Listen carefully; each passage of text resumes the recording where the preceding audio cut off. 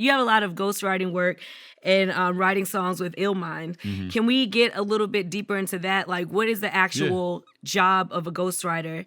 And we had Jadakiss, one of my favorite interviews, and he told us about writing Puff's verse on All About the Benjamins. So after you tell us what the job of ghostwriting is, can you tell us about any songs that we didn't know that is definitely ghostwritten? Absolutely not. That part I can't do. You can't spill any tea. None. Not a little bit. Not a little appreciate drizzle. you shooting your shot. I appreciate you shooting. I respect that. You know what I mean? Try to ease it in. We can get into the first part of the question. Yeah. Illmind got me into ghostwriting.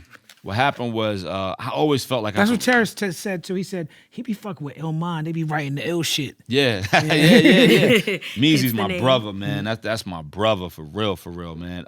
So what happened was I always felt like I could write for people. Just as an MC, as a lyricist, you always feel like I could have did better than that. You know, like ever since a kid, I would hear something in high school and be like, I could have killed that. And you, especially if you know it's certain people who don't write, you'd be like, I could have blessed son better than that. Pause. Mm-hmm. So as time went on and getting in my career and all that type of stuff, Illmind started doing some production work with certain people that needed verses. And he actually came out to LA and was doing some work with some people. He came back home to Brooklyn. So when he used to live 2 blocks away from me in the Sty for a minute. So he came back home and was like, yo, Sky, I was with so-and-so. Yo, they need work. Yo, you got to come out. Next time I go to LA, just come with me. Boom, boom. I was like, bet. So before that, my issue was I was trying to get into ghostwriting, and I would meet other people who was ghostwriters, and I was trying to get in through them. Like, oh, word, yo, you working with so-and-so. Yo, when you in a session, give me a call. I'll come through and we'll write. And they'd be like, yeah, no doubt. And I wouldn't get the call because, and I was naive at the time, I'm an artist who tours, works with mad different producers, works with people like yourself, mad different people. A lot of ghostwriters in hip-hop are rappers who didn't make it. Not all. But a lot of them are rappers who didn't make it. Right. They was trying to go, and they super nice, but it was something. Either their voice was weird, their look didn't really sell, whatever it was. They may be kind of an introvert. A lot of them are rappers who didn't make it, but their pen was crazy, so they just jumped into that. Skyzoo is a rapper who, quote-unquote, made it. He tours whenever he wants. He sells merch. He goes and does shows with everybody, and he makes records with whoever he wants. Now this guy's trying to come in on this side of the table and eat my food? I'm not helping son out. So I was naive thinking these guys was going to call me, yo, I got so-and-so in the lab. I'm writing. Come through. Write with me. Mm-hmm. I'm waiting for the call, and it never happened. Right. It was Illmind, who's a producer. I'm not stepping on his food, on his toes. We're not eating each other food. Yeah. You got your plate, I got mine. Together. You know what I mean? We need each other. Right. So it took that. And he called me and brought me out, you know, and I came out to LA and I started writing for somebody, and that turned into writing for somebody else. In the course of a weekend, I had like 4 different people that it was just flying. And I was like, yo, this is exactly what I was looking for.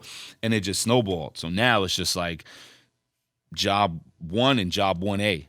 Like as much as I write for myself, I'm writing for other people. That's dope. How do you capture the pen voice of other rappers? I listen to a lot of what they already did. I tap into them vocally and sonically and, you know, all that type of stuff. And like I said, I do everything tailor-made. A lot of times I could listen to a record that somebody else wrote and I could tell who wrote it. I'd be like, oh, so-and-so wrote that. Because it just sounds like them. Right. It sounds like a record they could have spit themselves, but they just sold it to whoever.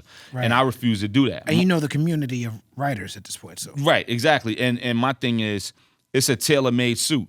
So if you come into my tailor shop and all that, you're like, yo, I want a yellow suit with brown and purple dots. I want to look like Steve Harvey. Right. Like I would never wear that. Right. But if that's what you want, I can make it. I'll hook it up. Yeah. So it's the same thing where this is suited just for you. You want some trap shit, you want some so-and-so. I would never say all this, but cool. You know what I mean? Like if you know my music, you know I don't use the N-word, like ever. Yeah. But yeah, you don't ever, and that's impressive. Thank you. Why is that? I mean, that's probably a whole different discussion. I don't knock anybody who does. I just look at the history of it, and I look at the weight that it holds, and I don't feel it's worth the trade-off. I feel like it was this, but then we turned it into that. But is it worth the trade-off when you have people who don't look like us that's like, well, you guys said it. Mm-hmm. I don't think it's worth the trade-off, but that's me personally. That's not a knock on anybody, whether it's my brother Qua, anybody else who uses it. It's not a knock. It's just my how personal. did I get involved in this? No, I'm just saying. You're using the word. No. I'm just playing. But, you know, so that's just me. But just going back to the writing, I don't talk about certain things. I don't use the word, but if I'm writing for somebody, I'm not like, yo, you know, I'm gonna write this for you, but I can't use the N-word because that. Nah, man, you came in this tailor shop and you want this yellow suit, whatever. Hey, that's what you want to wear. Let's do it. That's interesting because you're not saying that. You're not like, it's not like I can easily do this. I just choose not to. And I challenge myself as an artist because now I've removed a crutch for a lot of people. Yeah. A lot of rappers got off with rhymes.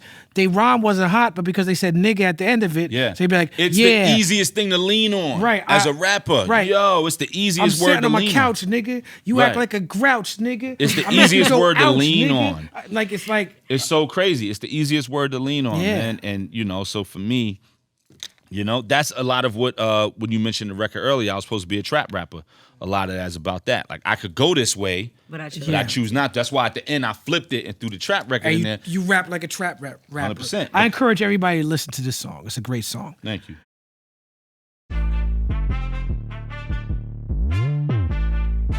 What we done started. Look at what we done started. This the people party. When opportunity knocking, then young nigga move that door. Whoa, get your foot stuck in it, call me young, go get it. They can't fuck with it, might as well go with it.